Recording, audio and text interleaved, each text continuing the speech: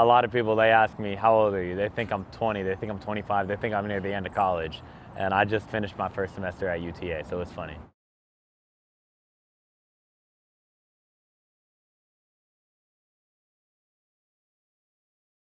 You said you're 18. I am 18, yes. I was born June 25th, 2006. So you're barely 18 and a half. If we still count half years. Yeah, I mean, if we're counting half, I just reached over it just a little bit, yeah. And do you give yourself a title here? Owner? Founder? I like to say owner or pitmaster because I am the owner and the pitmaster. You know, sometimes if you're the owner, you're not really the person who cooks the food, you just fund it. I'm the pitmaster, I'm the owner. Do you ever have people that show up and if you told me you were like in your 20s, I would believe you. Yeah. So it's not that I can look at you and be like, oh, he's 18. Oh, you yeah. ever have people show up? A lot of people offer me drinks. Well, do people show up and either find out you're 18 or they know you're 18, but then when they find out you're a teenager running this thing? Yeah, it's shocking. It's honestly shocking. A lot of people, they don't understand that somebody this young can do something very drastic like this. Almost everybody who comes and orders from us, they come just hearing, oh, the food's really good, and they don't know the story, and they hear the story, and you're like, no way this kid's 18. A lot of people, they ask me, how old are you? They think I'm 20, they think I'm 25, they think I'm near the end of college, and I just finished my first semester at UTA, so it's funny. And speaking of, what are you studying at UTA? I'm studying construction management at UTA. So you're going to continue doing that? I am, yes. I'm going to continue construction management. It's kind of a jump from barbecue. My mom, she's in construction management. She works in Keller ISD. She's up there handling the bonds and everything. And my dad, he used to do construction management. He used to own a car lot on Division, and then he went into construction. And my brother, he works in construction management right now. But we're talking off camera, and you were just talking about like, between the jobs you got, the barbecue team that you're on, mm-hmm. what you learned in school, that you realized how much you had a deep passion. Yeah. Like, I loved sitting there and trimming briskets. I love it, yeah. Look, so if you have that much passion for this,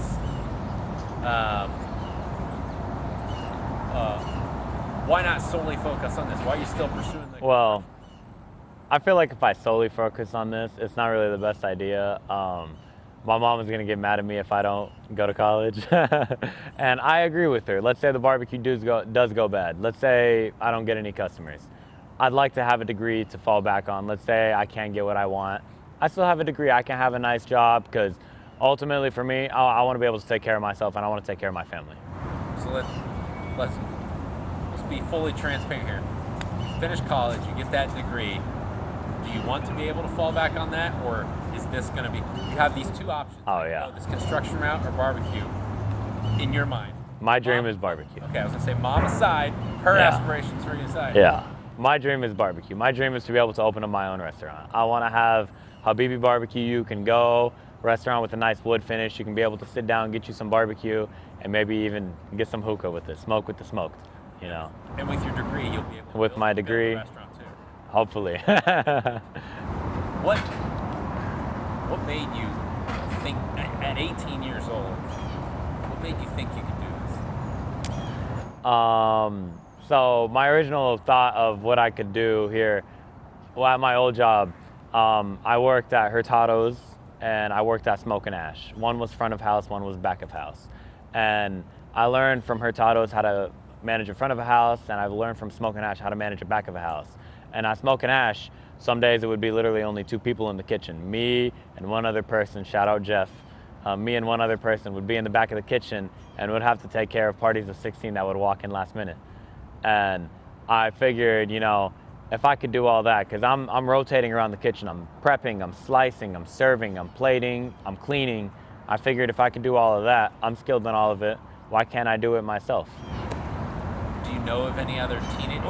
How long have you had the trailer?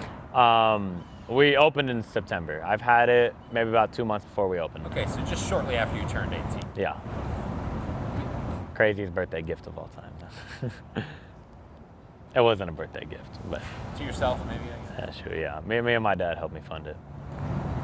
What... have you ever seen, because you worked at Hurtado, Brandon spent years Yeah. in his craft, Smoking Ash, like Zavala, Goldie, I mean, you look at all these guys, the Goldies guys put in years in Austin establishments. Yeah.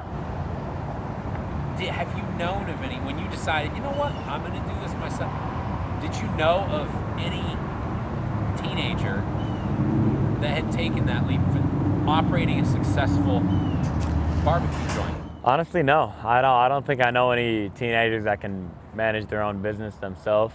A lot of people, whenever they're teenagers, they just go and they work a job. I know I have some friends that are managers, but I don't think any of them could really hold up a whole business. So why take that risk? You hadn't seen anybody else. Well, I took that risk because I feel like I'm a leader. I feel like I'm a strong role player in a kitchen.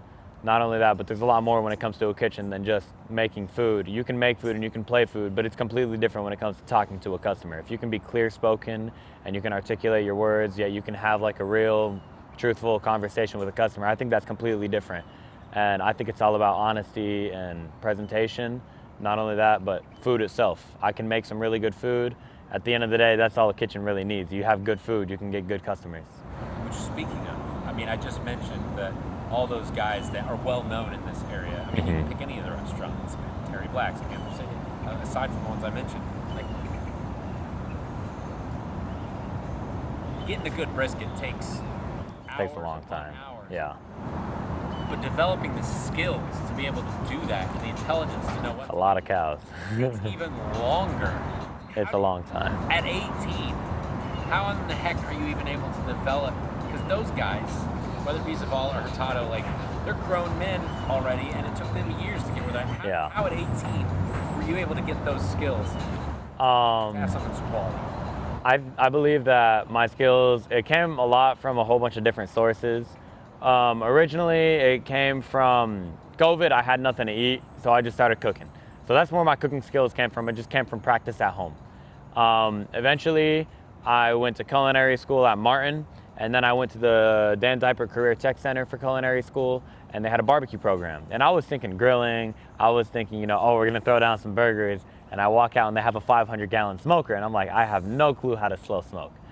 And I watched what they did, and I kind of took notes, and I took mental observations, and I soaked it in quickly like a sponge. I quickly got a hang of things. I started understanding what it took, and there's a lot of sciences that goes into it. If the muscle's tense on a cow, it needs to take a lot longer because it has a lot more collagen built up in it. You need to break it down. Culinary school, it taught me the scientific stuff, and it taught me how to serve and plate and be quick.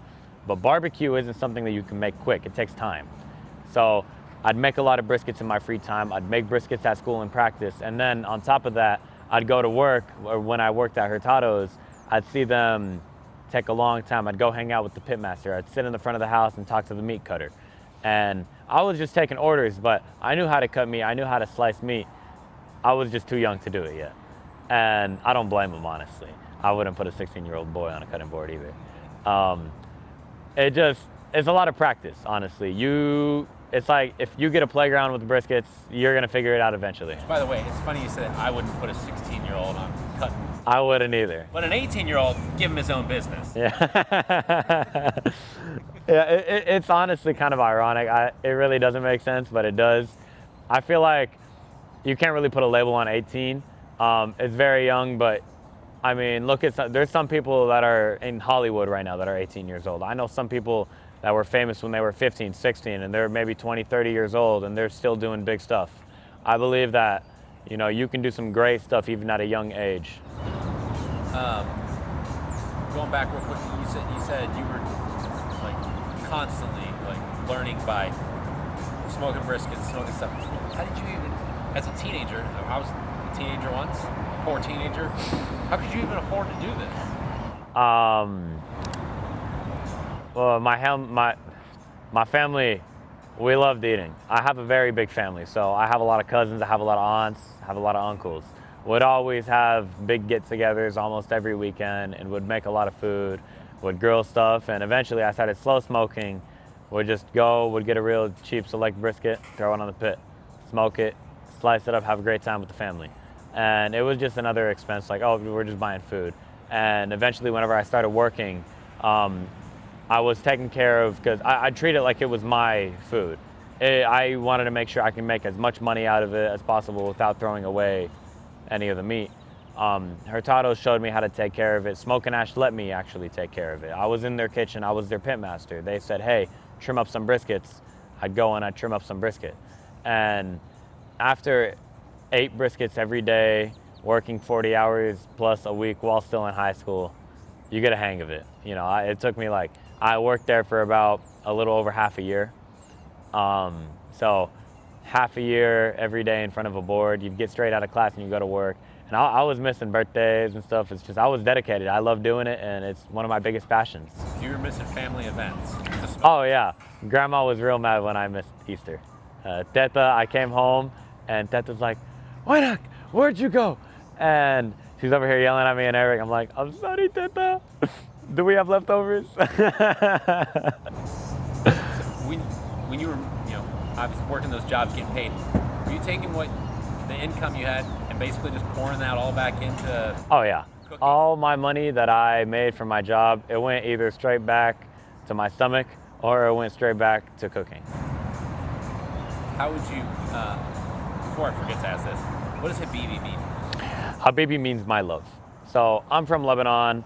My family, they're from Lebanon. They came down here, immigrants, in I believe about the 80s. They both moved to Arlington, and they both met while going to high school and going to UTA. And they got married, and they had my older brother Michael, and they had me. So we came from 100% Lebanese family, and I was born here, raised here, but I spent all of my summers over in Lebanon and would go back and forth every summer. And I grew up in a household. My Arabic is very broken. I'm whitewashed. I understand it perfectly, but sometimes I forget the words to say. So if you talk to me, I'll know everything you say. Don't try to sneak stuff around me. Well, lucky for you, I don't know the language. So. There you go. So I'll teach you a word. Habibi, it's like something you can say to your friend, you say to your lover, you say to your family member. It literally means my love. But you can say, Habibi, hand me this. It's a term of endearment. Yeah, it's a term of endearment. It's like you can call your buddies, you can call your lover, you can call your mom, your dad, your brother, your best friend. Just Habibi, come on. How would you stack up your food against? Not that it's a contest, but what makes it different? That question will be next. But quality of your food and how good it is at such a young age. Mm-hmm. Are you confident enough in it that it holds up to any quality barbecue spot around here? I'm very confident in my food. I believe I've had other plates from other places. I'm a foodie. I love eating. If you couldn't tell by this double chin, I love eating. I don't see a point of eating if it's not good, so I'm constantly trying other places because I believe if you got to own a business, you kind of have to not see your competition, but you want to see your competition. You want to see every other place. You want to know what they're working with. You want to know flavors. You want to find ideas and make up stuff of your own. So I constantly go out and I eat, and judging off the stuff that I've seen, I have a very competitive. No, I'm very confident. I'm very confident in my food. I have a very confident point of view in my food. I think I have some really good barbecue. I think I could be up there. And I'm only 18 years old. I believe if you give me 5 years, give me 10 years, give me 1 year, I'll be completely different. The food will be 10 times better. If you look at how I opened in September, I was in shambles. I had no order in the kitchen. And a week later, it got 10 times better. A week later, it got 10 times better. And every single week after it, we just keep on improving. We keep on finding new ideas. I don't see a point of serving food if it's not wow. If it's not perfect, it shouldn't be put out. My food, I'm trying to make the best of the best. I keep on improving. I'm not one to be stubborn. If you come out, I'm gonna ask you what's wrong with it. I wanna know how I can make it better. And I think an open mindset is the key to have good food. So I'm very confident in my food. Is there one thing that you feel like you could point to, whether being on the show or just being part of the team, that really, is there one thing that maybe pushed you over the edge of you were maybe thinking about opening your own place eventually, but was after the show where you did that give you the confidence of you know what, I'm going to take that leap of faith? Or was there anything you could point to, or was it just a collection? I think it was just kind of a collection. I mean, my family, they saw me working 40 hours a week, and they saw me putting in all these hours. They saw me coming home sore, and they saw me working and sweating, coming home smelling like smoke. And they're like, man, what'd you do? I was like, what didn't I do? You know, I would do everything in the kitchen, and I'd give the kitchen my heart. And they figured, they were thinking to themselves, wow, this kid, he really knows what he's doing in the kitchen. He really wants to take care of a kitchen. And he knows how to handle a kitchen. He's maybe the cleanest cook there is. They figured, if he can do it in another kitchen, why not we can do it in our kitchen? You know, why not we open up a business ourselves? I mean, he knows how to make food. You know, what if, and honestly, that was my dream, opening up my own restaurant. I love to serve food, you know. I think if I can give you a piece of food and it puts a smile on your face, there's a connection. That's honestly like, that's the thing in humanity. Smiles, happiness, that's what I aim for. And I think food is the perfect way to somebody's heart. So, business-wise, I figured I could start it myself. I've learned front of house, I've learned back of house. My dad's owned a business before. He knows monies and logistics and insurance and legal stuff like that. I figured, boom, 1 and 1, make a puzzle, make it all work together. And here we are. So back to your food, as you were asking, what makes yours different? What makes mine different, I do a Lebanese fusion. So that's where the Habibi comes in. It's lovely food, it takes love in hours, but then again, it's an Arabic fusion, it's Lebanese. My brisket, it has Lebanese spices. All of my sides are Lebanese steamed sides. I have batata kizibra, more known as garlic potatoes, on the menu. I have our signature tabbouleh, very, very good, very light salad. It's a parsley salad. It offsets the barbecue because it's very light, it's very light when it comes to something that's heavy like brisket or ribs. It's very heavy, it weighs you down. I have our rizb al-laham. That's our Arabic style rice. It's a home style rice topped with toasted nuts. Very, very good stuff. And then, I mean, everything that you'll be served, we make ourselves. The pickled turnips that we do on each plate, we pickle them ourselves. So the sauce, you know, the barbecue sauce, the toum, we do very, very authentic, very unique stuff. It's a fusion, and it's something that's never been done before. There's Egyptian, I like KG barbecue, Egyptian fusion, very unique. There's Sabar in Fort Worth. I think he does Pakistani, I believe. Very unique stuff. Lebanese has never been done before. And I'm doing something that's never been done. I'm trying something that's never been done. Barbecue's already a very fresh genre of food. Started in about the 60s when they started doing boxed beef. Now you can pick and select different cuts of meat. Really came up in the early 2000s on how to properly do like a craft barbecue brisket. You know, how to make it round and how to do the trimming and how to actually make it tender and juicy and perfect on every bite. So it's a very fresh genre of food. I'm doing a twist on it that's never been done before. I don't think Lebanese flavors have been incorporated with Texas barbecue at all. So it's a very unique genre of food. I'm trying something that's never been done before, and I love it. Would you say you're just a little bit passionate about this? Just a little bit passionate? Maybe a little bit. I'm very passionate about it, yes. I mean, you got to be passionate enough to. Do you think like 13-year-old Marc ever saw this coming? No, honestly, 13-year-old Marc did not see this coming. He was busy playing Overwatch. 13-year-old Marc was on the PS4 all day. He was playing video games. I would have never guessed this. How much PS4 do you play now? Not a lot. I mean, like every once in a while, maybe like once or twice a week. But something tells me you don't care. Nah, I mean, video games, it's like an escape from stuff, but this is real life. This is what I love doing. This is my passion. You love this so much that the things that used to consume your time don't matter. They don't consume my time anymore. I haven't played video games in a while. That's how much you love I was on last night. But no, I play every once in a while with my brother. But most of my time goes to the barbecue. During the week, I go to school. Weekends, I go straight to barbecue. I have like one day off, and that one day I'm sleeping in. So I play maybe about once or twice a week. My passion, it's not really video games anymore. I like hanging out with my friends. I like going to school. I spend a lot of time on campus.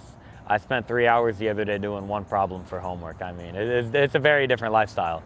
And I like college. It's very free form. You know, I make my own schedule. I dictate what I do at what time. If I want to go eat now or if I want to go play basketball now, I have choices. And It really helps with the business, because business, weekends, school, weekdays. Yeah, I'm guessing you don't have class on Fridays. No class on Fridays. I'd be at school right now. Last question. You mentioned a second ago about food being loved and, like, you know, serving food and seeing people bring smiles and stuff like that's amazing. Let's say you build a good enough business that you're able to make a career out of this. But Yeah. let's say it never makes you rich necessarily, but it provides a career. Yeah. I want to say I'm aiming to be rich. I want to take care of my family. Well, and that's my question. If you see people continuously coming out, eating your food, putting a smile on their face, loving it, laughing, having a good time because of what they're eating that you've created, is that enough payment for you?